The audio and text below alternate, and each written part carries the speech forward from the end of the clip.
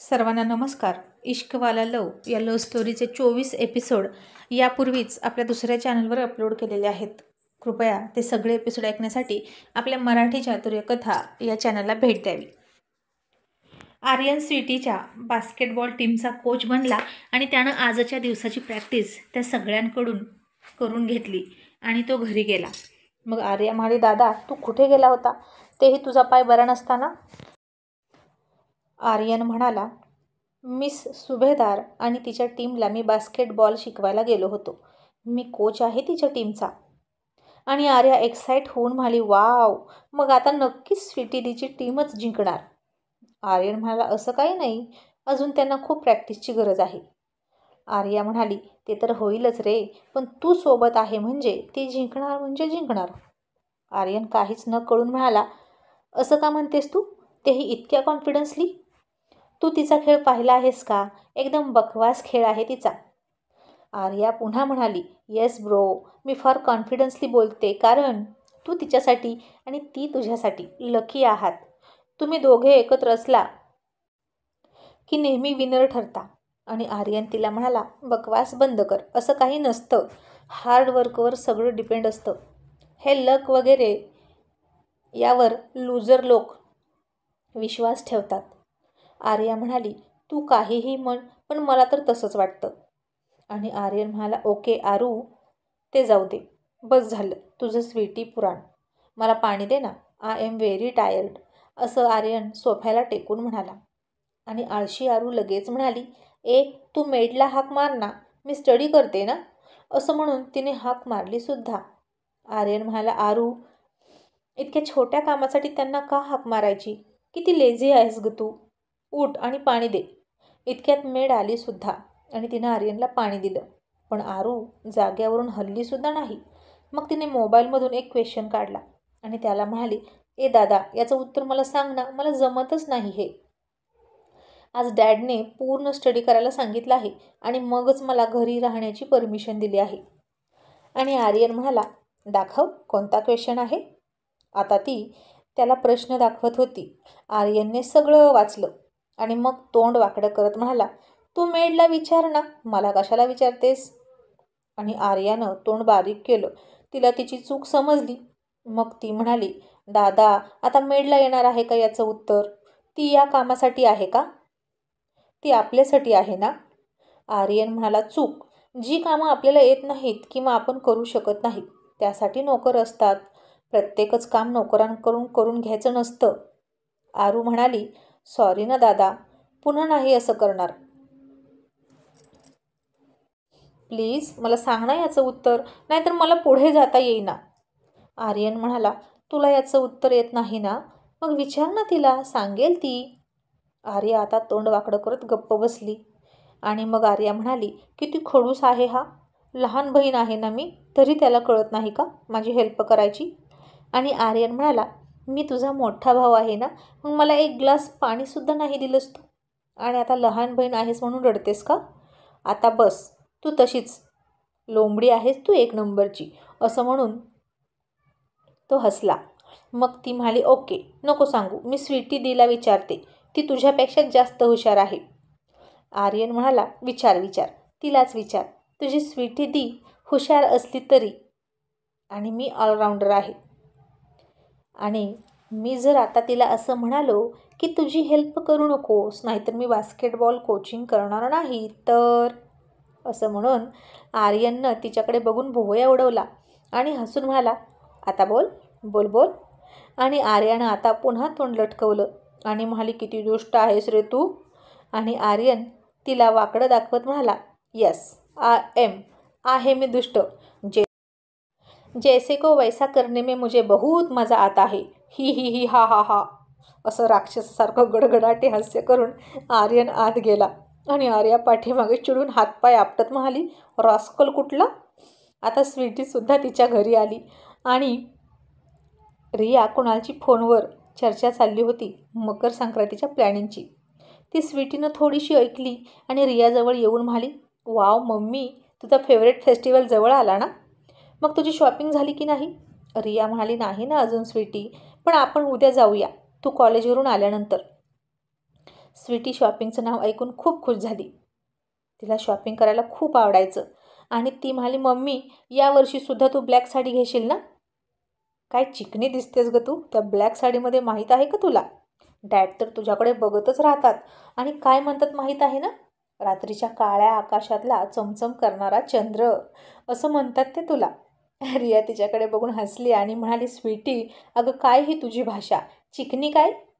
स्वीटी हसली आणि रियाला मिठी मारत तिच्या गालावर पप्पी घेऊन म्हणाली, जस्ट गंमत केली ग मम्मी. आमच्या कॉलेजमध्ये ना जी नॉटी मुलं आहेत ना ती मुलींना छेड काढतात आणि असं बोलतात. आणि मग स्वीटी पुढे म्हणाली, मम्मी प्रत्येक फेस्टिवलचं काहीतरी महत्त्व असतं ना गं आपल्या धर्मामध्ये. मग या फेस्टिवलचं काय असतं गं महत्त्व? आणि रिया म्हणाली, आपल्या पतीच्या दीर्घ आयुष्यासाठी सुवासीन हे सतीचं वाण घेत असते. सौभाग्याचे अलंकार, वस्तू सुवासनी एकमेकींना देत असतात गिफ्ट म्हणून. स्वीटी म्हणाली, आणि तू फास्ट पण करतेस ना आणि डॅडच्या हातून तो सोडतेस, राईट? रिया म्हणाली, हो अगदी बरोबर. मग तू उद्या येशील ना लवकर कॉलेजवरून?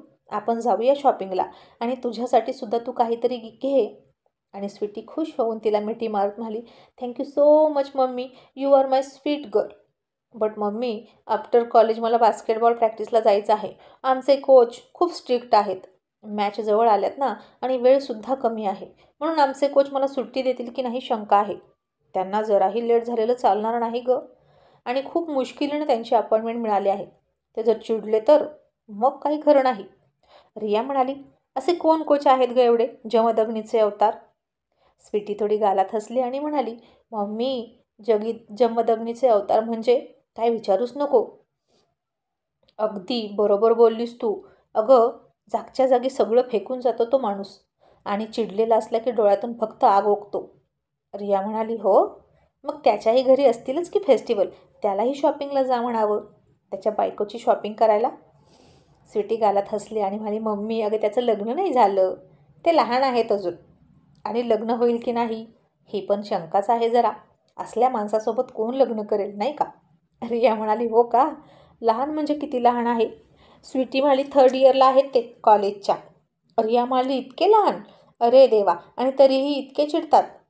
स्वीटी म्हणाली, हो ना मम्मी, अशी लोक डफर असतात ना गं. आता कळत नकळत रियाच्या तोंडून आर्यनला काहीतरी तिने बोलावं म्हणून स्वीटी असं बोलत होती आणि हे ऐकून स्वीटीला मज्जा येणार होती. आणि रिया म्हणाली, स्वीटी ते तुझे कोच आहेत ना, मग त्यांना असं डफर वगैरे बोलायचं नाही, समजलं? ते गुरु असतात आपले, त्यांना नमस्कार करायचा असतो, ते लहान असो किंवा मोठे. आणि झालं. स्वीटीनं तर तिच्यासमोर हातच जोडले आणि नाटकी चेहरा करत म्हणाली, जय माता दी, धन्य हे आप. आणि त्या कोचचं नाव काय आहे आता सांगू का तुला? रिया म्हणाली, कोण आहे? आणि स्वीटी म्हणाली, तुझ्या भावाचा मुलगा आर्यन देसाई. आणि अगं किती भाव खातो तो, बाप रे. रीनासमोर ॲटिट्यूड दाखवत होता आणि म्हणे कॅप्टनने फोन केल्याशिवाय मी येणार नाही.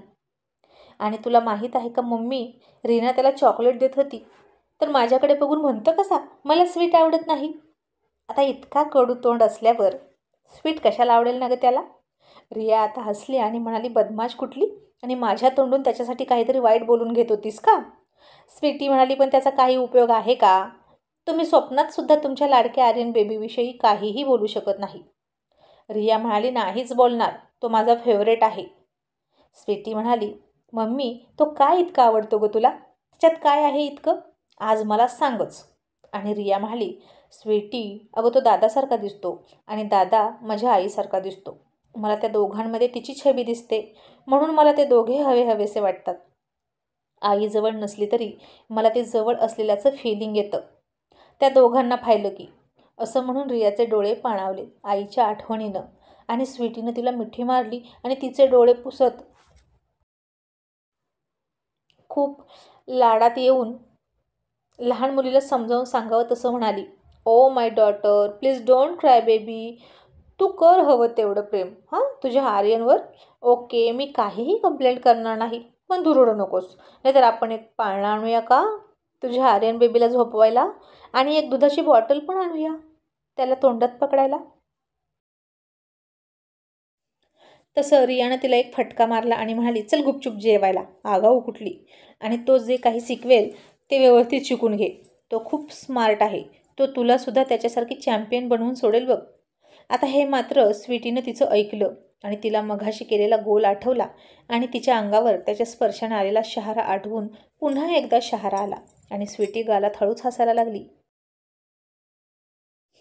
मग आता इकडे देसाई ग्रुप ऑफ इंडस्ट्रीजच्या हेड ऑफिसमध्ये लंच ब्रेक चालला होता. अतुल, तन्वी आणि अर्जुन एकत्र लंच करत होते. आज डब्यामध्ये अर्जुनच्या नावडीचं सगळं होतं बहुतेक. कारल्याची भाजी होती आणि पुन्हा सुरू झाले नवरोबाचे नखरे. पण आता तिला काही म्हणालं की ती सरळ किचनपुढे उभा करते. म्हणून तो काहीच न बोलता गुपचूप खात होता. कारण एक छोटंसं सँडविच बनवताना अर्जुन सरांचे पसीने सुटले होते आणि जेवण बनवणाऱ्या लोकांचा त्याला रिस्पेक्ट वाटायला लागला होता. आणि अतुल अर्जुनकडे बघून गालात हसत होता आणि मनात म्हणाला, आज समोर वाघीण हंटर घेऊन बसली आहे म्हणून हा वाघ मनात नसताना सुद्धा घासफूस चघळतोय बहुतेक. अच्छा आहे, अच्छा आहे. मग अर्जुनने अतुलला डोळ्यांनी खुणवलं आणि म्हणाला, अतुल, आज नेहाने काय दिलं रे तुला टिफिनमध्ये? आणि अतुल त्याचा टिफिन लपवत म्हणाला, काही नाही सर, ओन्ली नेहमीचीच बटाट्याची भाजी आहे. आणि अर्जुन सरांना वाटलं, ठीक आहे, निदान कारल्यापेक्षा बटाटा बरा. म्हणून अर्जुन म्हणाला, ए अतुल, दे ना मला थोडी भाजी प्लीज. आणि अतुल त्याला म्हणाला, सर, अहो बटाट्यामध्ये गॅस असतो, तुम्हाला नाही पचणार. हो ना मॅडम. आणि तन्वी म्हणाली, हो अर्जुन, बटाटा खाऊ नकोस. आणि अर्जुन म्हणाला, व्हॉट यू मीन, मला पचणार नाही? म्हणजे मला BP शुगर असलं काहीही नाही. अजूनही मी फिट अँड फाईन आहे. अजूनही जिममध्ये 20 वर्षाच्या माझ्याच मुलाला मी हरवतो, समजलं? चला आणि इकडे गुपचूप.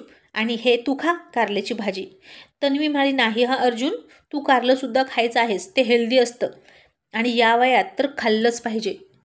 तुला जो BPचा शुगरचा त्रास होत नाही ना, तो या कारल्यामुळेच, कळलं? अर्जुन म्हणाला, तनू, एक काम कर ना मग तू, त्याचा ज्यूस बनवून दे ना मला प्लीज. पण आता नको ना ही भाजी खायला, असं तो गोड बोलत म्हणाला. कारण वाकड्या शिरून काय करता, आता बायकोसमोर जास्त इलाज चालत नव्हता अर्जुन सरांचा. मग तन्वी म्हणाले, अर्जुन सर, इतक्या मसाल्यांमध्ये घोळवलेलं कारलं तुम्हाला खात नाही तुम्ही आणि ज्यूस पिणार का डायरेक्ट? अर्जुन म्हणाला, बेबी, ते कारलं तू बनवलं असतं ना तुझ्या स्वीट हातांनी तर नक्की गोड लागलं असतं, पण ते मेडनं बनवलंय ना म्हणून कडू लागतं.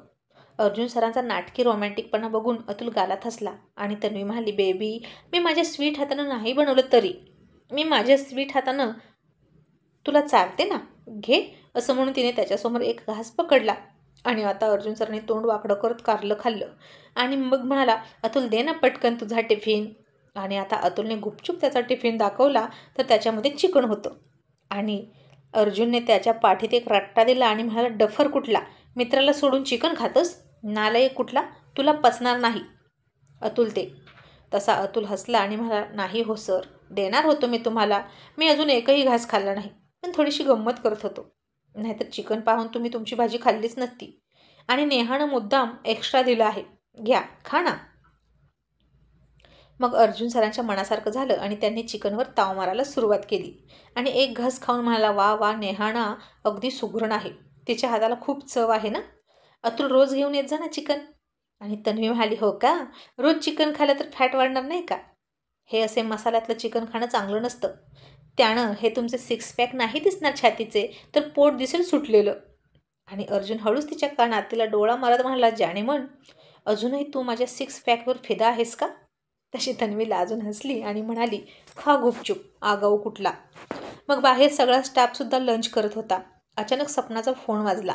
तिने कॉल पाहिला तर तो अननोन नंबर होता. तिने फोन घेतला आणि म्हणाली, हॅलो, कोण? आणि तिचा आवाज ऐकून समोरची व्यक्ती थोडा वेळ काहीच नाही बोलली. सपना पुन्हा तिच्या गोड मादक स्वरात म्हणाली, हॅलो, कोण बोलतंय? तुम्ही मलाच फोन केला आहे ना? तरीही ती समोरची व्यक्ती गप्पच होती. मग सपनानं चकित होऊन फोनकडे पाहिलं. तिला वाटलं फोन बंद झाला की काय, पण फोन तर चालू होता. मग सपना पुन्हा म्हणाली, अरे बोलायचं नाही तर फोन कशाला करायचा, इट्स रॉंग नंबर.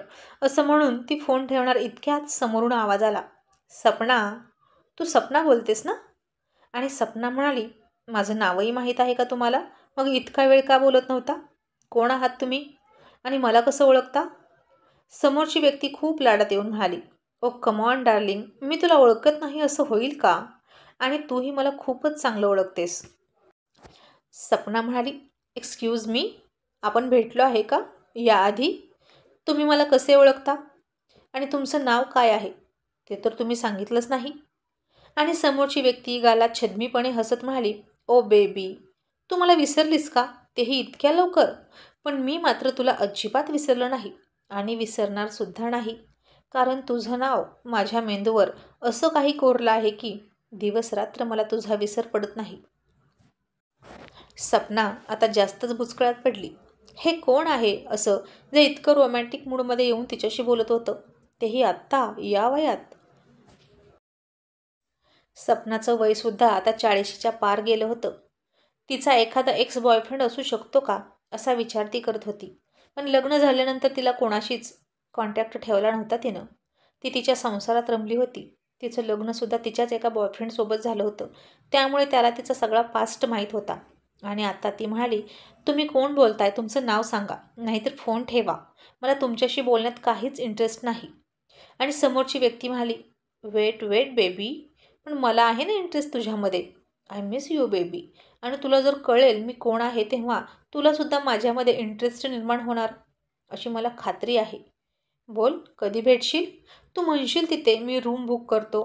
तू म्हणशील ते हॉटेलमध्ये आपण जाऊया. तू केव्हा फ्री असशील ते सांग मला. सपना आता थोडी चिडली त्याची ही असली भाषा ऐकून आणि म्हणाली, लाज नाही वाटत असं अनोळखी व्यक्तीला, तेही एका लेडीजला फोन करून त्रास द्यायला? मी तुमची पोलीस कंप्लेंट करीन. आणि समोरची व्यक्ती पुन्हा तिला शांत करत म्हणाली, cool down baby, cool down. इतकी रागाला का जातेस? इतकं चिडणं तुला शोभा देत नाही, नाहीतर तुझी ब्युटी खराब होईल. तू अजूनही तशीच दिसतेस ना, हॉट अँड सेक्सी. आणि तुझी फिगर आहे तशीच आहे ना, अगदी ॲट्रॅक्टिव्ह.